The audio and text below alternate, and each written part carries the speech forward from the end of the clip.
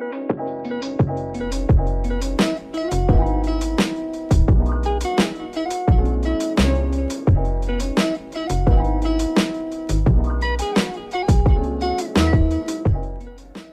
dan bahasa, menurut para ahli, memiliki keterkaitan yang amat erat. Keeratan hubungan antara bahasa dengan kebudayaan ini telah lama dirasakan oleh para ahli linguis dan antropolog, sehingga pembicaraan mengenai relasi kedua bidang ini bukanlah suatu hal yang baru di dalam dunia ilmiah.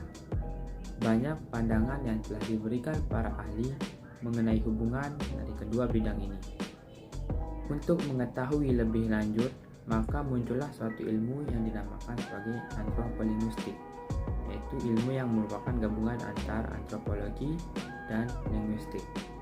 Antropologi linguistik ini merupakan salah satu cabang linguistik yang menelaah hubungan antar bahasa dan budaya, terutama untuk mengamati bagaimana bahasa itu digunakan sehari-hari sebagai alat dalam tindakan bermasyarakat.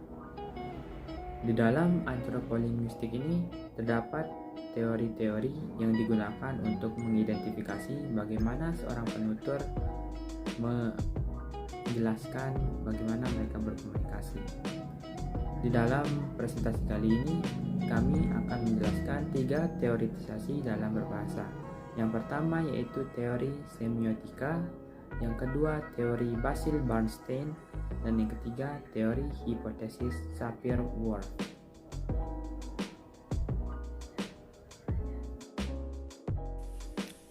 Baik, saya akan menjelaskan tentang teori pertama, yaitu teori semiotika. Semiotika berasal dari bahasa Yunani yaitu semion, yang berarti tanda. Semiotika adalah teori yang mempelajari tanda atau sight. Dalam pandangan Jews, segala sesuatu yang dapat diamati atau dibuat teramati dapat disebut tanda. Jadi, semiotika adalah ilmu yang mempelajari tanda. Tanda-tanda tersebut menyampaikan suatu informasi sehingga bersifat informatif. Cabang ilmu ini semula berkembang dalam bidang bahasa, kemudian berkembang pada bidang seni rupa, desain, komunikasi, dan visual. Merujuk pada teori Peirce, tanda-tanda dalam gambar dapat digolongkan menjadi 3 bentuk, yaitu ikon, indeks, dan simbol.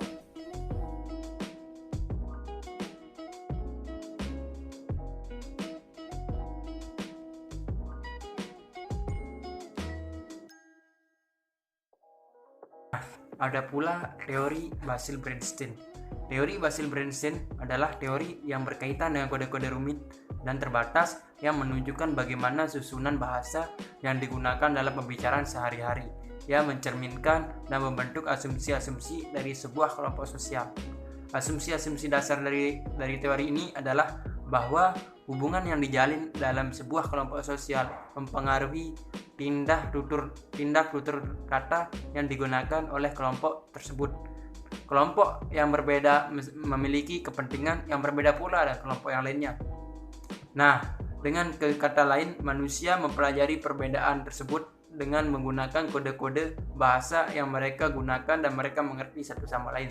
Teori ini disebut juga dengan teori elaboration code dan teori Reinstein code. Elaboration code memberikan cakupan yang sangat luas tentang cara-cara yang berbeda untuk mengatakan sesuatu. Kode ini memungkinkan sang pembicara untuk menjelaskan gagasan atau maksud mereka.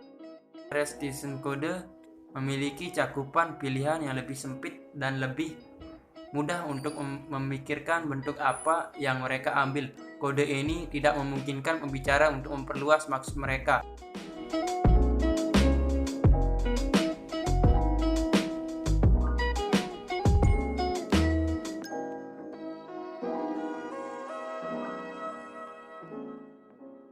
Saya akan menjelaskan tentang teori Sapir dan Whorf. Teori ini menyatakan bahwa susunan bahasa sebuah budaya menentukan perilaku dan kebiasaan berpikir dalam budaya tersebut. Sapir dan Whorf melihat bahwa pikiran manusia ditentukan oleh sistem klasifikasi dari bahasa tertentu yang digunakan manusia. Sapir dan Whorf menguraikan dua hipotesis mengenai keterkaitan antara bahasa dan pikiran. Yang pertama, hipotesis adalah linguistic relativity hipotesis. Hipotesis relativitas bahasa. Kemudian yang kedua, hipotesis linguistik determinasi. Hipotesis pertama adalah linguistic relativity hypothesis atau hipotesis relativitas bahasa, yang menyatakan bahwa perbedaan struktur bahasa secara umum paralel dengan perbedaan konotatif non-bahasa. Perbedaan bahasa menyebabkan perbedaan pikiran orang yang menggunakan bahasa tersebut. Sedangkan hipotesis kedua adalah linguistic determinism, yang menyatakan bahwa struktur bahasa mempengaruhi cara individu mempersepsi dan menalar dunia perseptual. Dengan kata lain, struktur kognisi manusia ditentukan oleh kategori dan struktur yang sudah ada dalam bahasa.